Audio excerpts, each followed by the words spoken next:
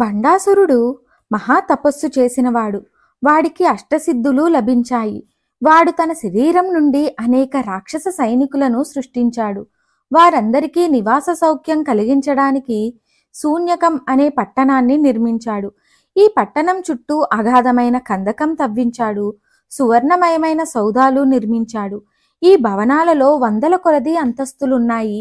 పై అంతస్తులో ఉన్నవారు సూర్యచంద్రుల బింబాలను అంటుకోగలరేమో అన్నట్టు ఎత్తుగా భవనాలుండేవి. వీటిలో స్నానాగారాలు, శయనాగారాలు, ఆహారశాలలు, ఆయుధశాలలు ఒకటేమిటి అన్ని వస్తువులతో నిండిన వేరువేరు మందిరాలు ఉండేవి. అమ్మవారు ఈ శూన్యక పట్టణాన్ని తన సేనతో చుట్టుముట్టి ఒక్కరొక్కరిగా బండాసురుడి పుత్రులను, బంధువులను, ముఖ్యులను తన పరివారం ద్వారా చంపించింది. క్రమంగా బండాసురుడి ముఖ్య సైన్యం నశించింది. ఒంటరిగా యుద్ధంలో ఉన్నా ఏమాత్రం తీసిపోకుండా ఇంకా వరగర్వాలతో విజృంభిస్తున్న బండుడిని చూచింది అమ్మవారు. కామేశ్వరాస్త్రం అనే అస్త్రాన్ని బయటకు తీసింది.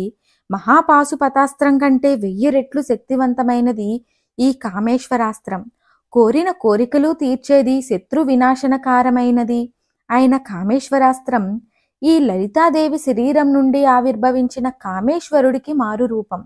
ఈ అస్త్రాన్ని అమ్మవారు బండుడి మీద ప్రయోగించింది.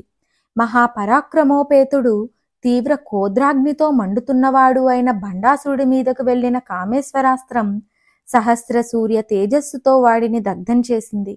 వాడితో పాటు వాడి శూన్యక పట్టణం కూడా పూర్వం హనుమంతుని వాలాగ్ని దగ్ధమైన లంకా పట్టణంలాగే పట్టణంలోని ఆడ, మగ, పిల్లలు ఇంకా పెద్ద పెద్ద భవనాలతో సంపదలతో పాటుగా దగ్ధమైపోయింది.